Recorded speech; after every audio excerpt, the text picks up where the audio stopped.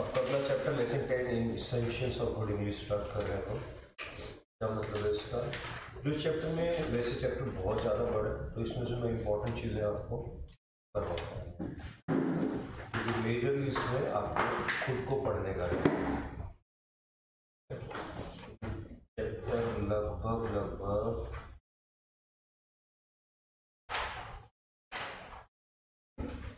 120 pages पे।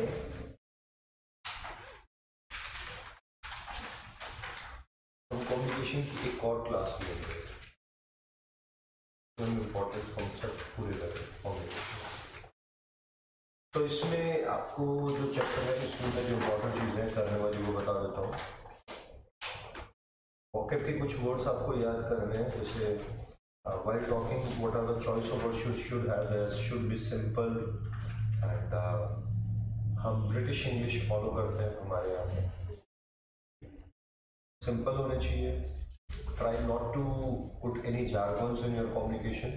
Jargons are basically the technical words in their education, जो हमारे essential to particular field की कुछ टेक्निकल वर्ड्स होते हैं उनको जार्गन से बोला जाता है। जैसे मैंने लास्ट क्लास में आपको बताया था, डॉक्टर्स कुछ यूएस वर्ड्स यूज करते हैं, इनसे हम डर जाते हैं। So is you and me, I can do legal हम वर्ड्स यूज कर लेते हैं अगर, ठीक है, तो उसको शायद डॉक्टर ना समझ पाए, तो वो टेक्निकल वर्ड्स अपनी कम्युनिकेशन में नहीं डालने आपको, try not to put them. Avoid using superficial words और वर्बोसिटी, मतलब स्टाइल नहीं मारना है।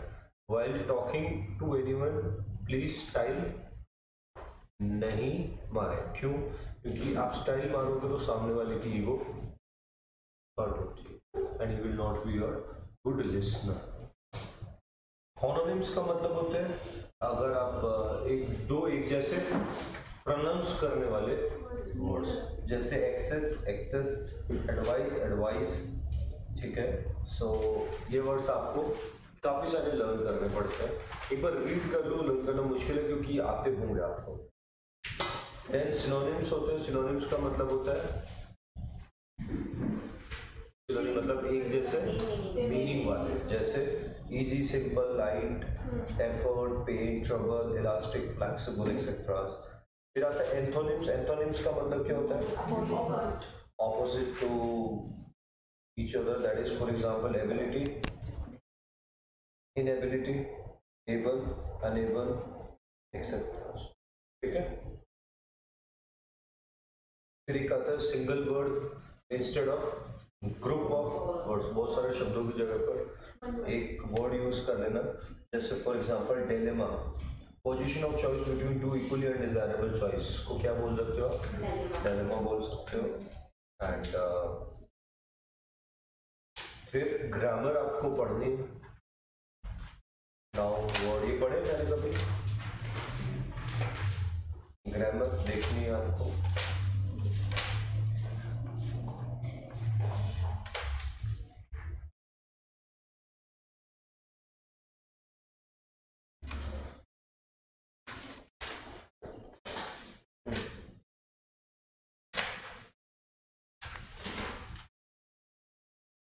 प्रीफिक्स का मतलब होता है, वर्ड आता है प्रीफिक्स। प्रीफिक्स मतलब अपने नाम के पहले। जैसे if I say I am CS Nikhil Maheshwari, तो it is a prefix for my name. I am doctor Nikhil Maheshwari, तो नाम के पहले, दो आई एम नॉट, ओके।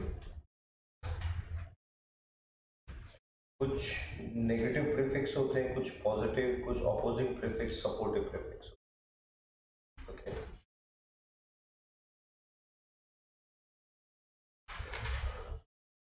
जैसे किसी नाम के आगे लगा दिया अपोजिंग प्रीफिक्स में, जैसे फॉर एग्जांपल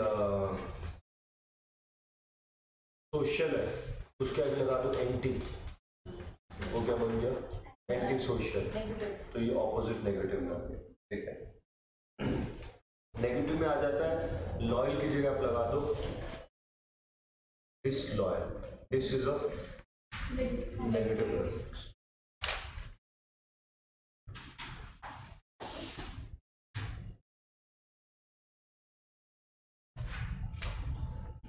कुछ टाइम के लिए प्रीफिक्स होते हैं, जैसे ex husband, ex wife, preparatory holidays, post war जो टाइम को शो करते हैं।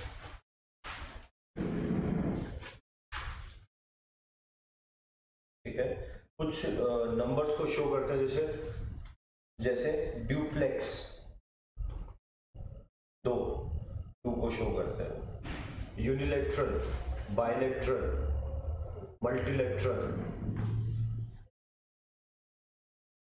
हेक्सागन होता है, और भी बहुत है उसमें। आपको ग्राम के आगे किलो लगा दो, मीटर के आगे किलो लगा दो, क्वांटिटी को शो करते हैं। स्टेटस को भी शो करते हैं, कुछ प्रेसिडेंट के आगे वाइस लगा दो, डिप्टी के आगे मैनेजर के आगे डिप्टी लगा दो।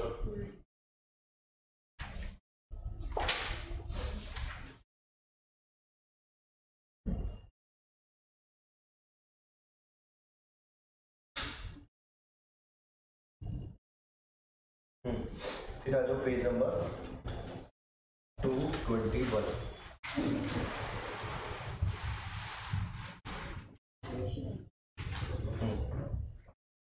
कुछ पंक्चुएशंस यूज करते हैं लिखने के बीच में, जैसे फॉर एग्जांपल स्पेस कैसा होता है, स्पेस स्पेस स्पेस दे देना, फुल स्टॉप, चीजें ये सब पता है ना।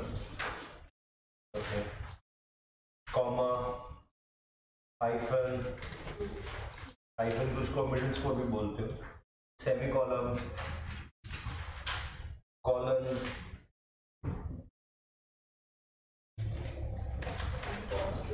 ठीक है। देन कोटेशन के मार्क्स होते हैं, जो अब हम बोल रहे हैं inverted commas type quotation, brackets, एक स्क्वायर शेप होता है, एक क्रिसेंट शेप होता है, जो हम जनरली यूज करते हैं वो क्रिसेंट होता है, स्क्वायर शेप हम यूज कम करते हैं, मैथ्स में करते थे।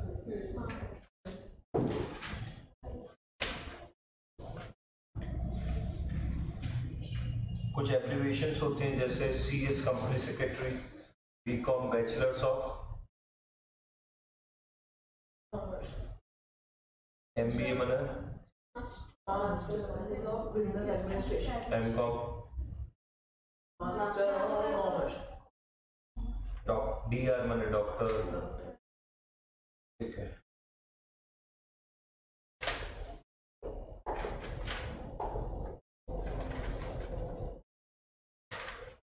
आगे का आपको पढ़ना है सारा, आते हैं नेक्स्ट टॉपिक करते हैं।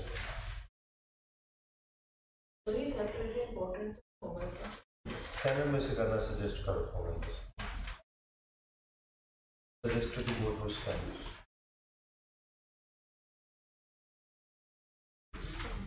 फिर आता है चैप्टर नंबर 11।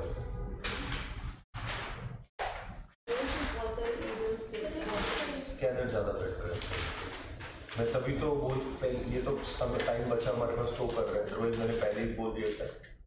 कैसे स्कैनर में ये आता है आपको सब, इसमें कुछ पढ़ाने वाली चीजें हैं नहीं, बस ठीक है हमारे पास टाइम है, हम कर रहे हैं। Chapter 11 business correspondence. Business correspondence का मतलब होता है जब आप बिजनेस में कोई कम्युनिकेशन या बातें करते हो। जैसे बिजनेस कम्युनिकेशन से फायदा क्या होता है, it maintain good relationship, expensive नहीं होते, गुडविल मेंटेन रखता है, एज ए एविडेंस सर्व करता है। कल को आपने ऑर्डर दिया, वो रिटर्न में ओरल में कुछ है आपके, ओरल तो है नहीं, रिटर्न में तो एविडेंस है, एंड बिजनेस को बढ़ाने में भी हेल्प करता है। Essential qualities of a good business letter. Sir सबसे पहली क्वालिटी क्या होता है, इनर क्वालिटीज। इनर क्वालिटीज में सेम है, सिंपल होना चाहिए, क्लियर होना चाहिए, एक्यूरेट होना चाहिए, कंप्लीट होना चाहिए, रेलेवेंट होना चाहिए, there must be courtesy, kindly etcetera, and neatness होनी चाहिए, ठीक है। आउटर क्वालिटीज में क्या होता है, आउटर क्वालिटी में होता है कि क्वालिटी ऑफ पेपर, वो एकदम घटिया क्वालिटी का पेपर होता है ना, हवा से फट जाएगा, ऐसा नहीं, बेटर क्वालिटी है। कलर होना चाहिए अगर पेपर का, मतलब एकदम येलो हुआ है 10-15 साल पुराना, ऐसा नहीं, colour should be good white. Size होना चाहिए, बात लिखनी है इतनी सी, ठीक है, इतने बड़े पेपर में चिट बना दी छोटी सी फाड़ के, नहीं करना ना, बिजनेस में अच्छा नहीं लगता ना, ठीक, समझ आया। Then size of the paper, folding of letter. Folding मतलब ये बना के सर उस और या फिर इतने फोल्ड कर दिए अंदर सरप्राइज है जैसे, ठीक है, वो ऐसे नहीं करना। दो और मैक्सिमम एक एटलीस्ट हाथ में आए इतना फोल्ड है, इससे ज्यादा और फोल्ड। ज्यादातर बिजनेस कम्युनिकेशन 3 फोल्ड होते हैं बस। एनवलप में डाल के दीजिए, ऐसे लेटर नहीं पकड़ा। पार्ट्स ऑफ बिजनेस लेटर में क्या होता है, सबसे पहले लेटर लिखे थे ना पहले स्कूल्स में, हेडिंग, डेट, रेफरेंस, इनसाइड जो है वो लिख दो, and then address etcetera, then go to subject and salutation, body of letter, complimentary close, signature, enclosure, copy, circulation etcetera. अब आपको आगे ना बहुत सारे लेटर लिखे हुए मिलेंगे। देखो एग्जाम में इनमें से कुछ नहीं है, पर पढ़ना एक बार पढ़ जरूर लेना। सारे तो नहीं पढ़ पाओगे, देख लेना, एक आधा कोई निकाल इसमें से उठा के देखते हैं।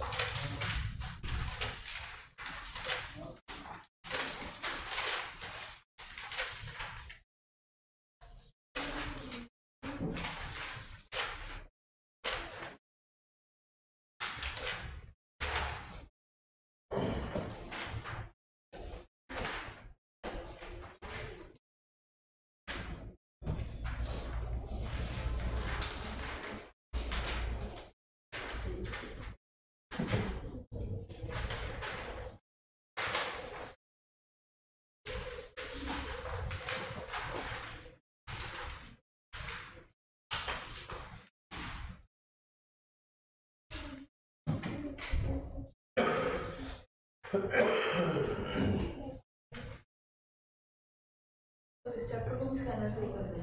इस चैप्टर को ये बिजनेस कॉरेस्पॉन्डेंस पूरा कम्युनिकेशन पॉलिसी है। ओके, देन मैं थोड़ी तो चीजें बता देता हूँ आपको, किसी के नहीं बच्चों को नहीं पता है। अगर वर्ड्स इनवॉइस का मतलब पता है सबको क्या होता है? बिल जिसको बोलते हो ना, वो उसको इनवॉइस बोलते हैं। एंड एक होता है परफॉर्मा इनवॉइस, उसका डिजाइन। परफॉर्मा इनवॉइस का मतलब क्या होता है? उस बिल का डिजाइन। डिजाइन मतलब जब वो खाली होता है ना, तो उसको बोला जाता है परफॉर्मा इनवॉइस। इनवॉइस का परफॉर्मा नहीं बोलते वो। सर इनवॉइस और मेमो में क्या फर्क होता है? अभी आगे क्या, फिर डिलीवरी चलान्स होते हैं। डिलीवरी चलान्स का मतलब क्या होता है? जब ट्रांसपोर्टेशन वाले कैरी करते हैं उनको डिलीवरी चलान्स बोलते हैं। स्टेटमेंट्स ऑफ अकाउंट्स होते हैं डिटेल में अकाउंट, जैसे सन्ड्री डेटर्स होते हैं, और एक होता है सन्ड्री डेटर की डिटेल के साथ अकाउंट्स बने, वो स्टेटमेंट ऑफ अकाउंट्स होते हैं, डिटेल में होते हैं वो थोड़े। कहते कहते हैं डेबिट नोट, क्रेडिट नोट, ये important exam. Debit note, credit note important exam.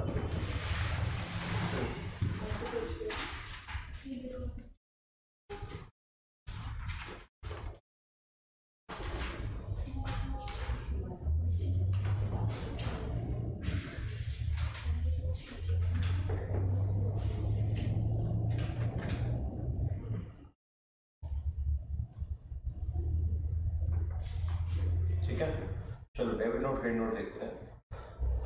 अच्छा वैसे बताओ, अगर आप एक दुकान पे कुछ सामान वापस करके आए, दुकान वाला आपको क्या इशू करता है?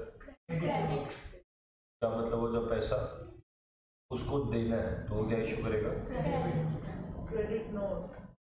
देखो एक नीचे एग्जाम्पल लिखा है, एग्जाम्पल पढ़ो, आपको याद रहेगा उससे। एक पढ़ना, दोनों में से दोनों मत पढ़ना, कंफ्यूज हो जाओ। एक पढ़ो, देखो, letter regarding details of the error. We regret to inform you that your invoice number this dated this carried inadvertent error. The total price payable is 28,000 instead of 23,000. We are enclosing a debit note of 5,000. तो total देना कितना? 28, और उसने कितना देने को बोला? 23 देने को बोला ना उसने, और एक्चुअल में कितना है? 28। तो मतलब उसको 5,000 और लेना है। तो जिसको लेना है वो क्या इशू करेगा? और जिसको देना है वो क्या इशू करेगा? ठीक है, कंफ्यूज होने वाली चीज है तो होना नहीं, एक ही चीज याद रखना बस, to cover the reference excel. ठीक है, तो मान लीजिए आपने 1 लाख के गुड्स मंगवाए मुझसे, उसमें से कुछ डिफेक्टिव निकले, मैंने आपको 20,000 के गुड्स वापस भेज दिए। तो साथ में क्या भेजूंगा? Debit note.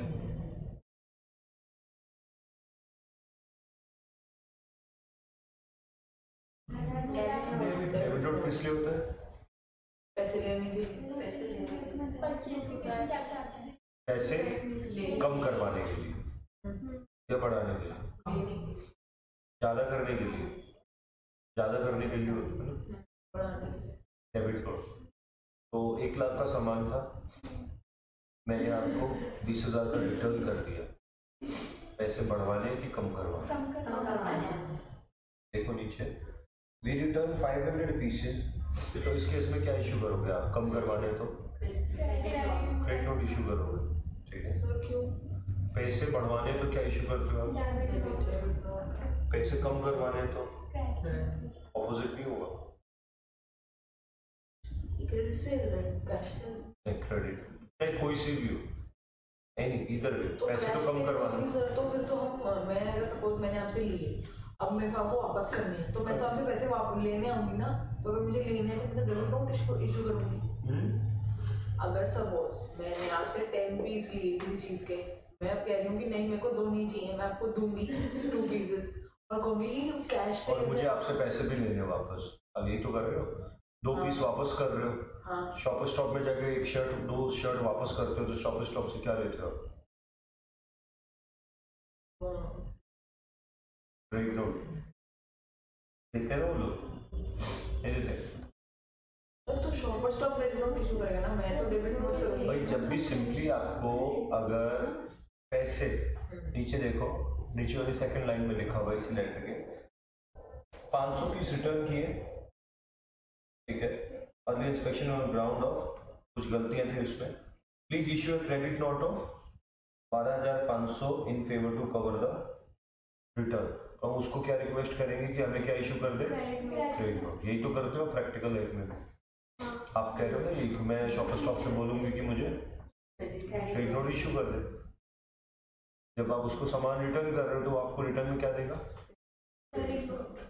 ठीक है।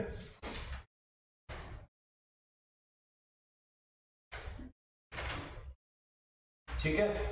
एक होता है कलेक्शन लेटर, इसका मतलब होता है जब आपकी दुकान का कोई भी सर्वेंट आपके भी आपके पैसे लेने जाता है तो वो क्या इशू होता है उसमें? Collection. Reminder letter, final reminder etcetera. Banking work, stop payment का मतलब होता है चेक देने के बाद में आपको पेमेंट नहीं करवाने तो बैंक को इंस्ट्रक्शन दो कि चेक को रोक दो। ओवरड्राफ्ट का मतलब आपको पता है क्या होता है?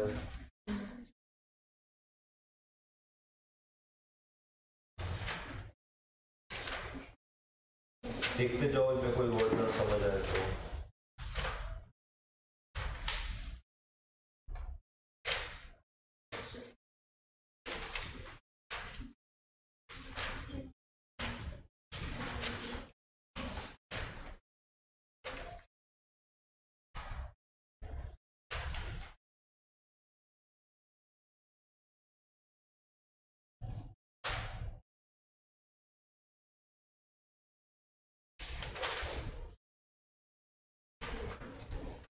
लेसन आउट देखो जल्दी से।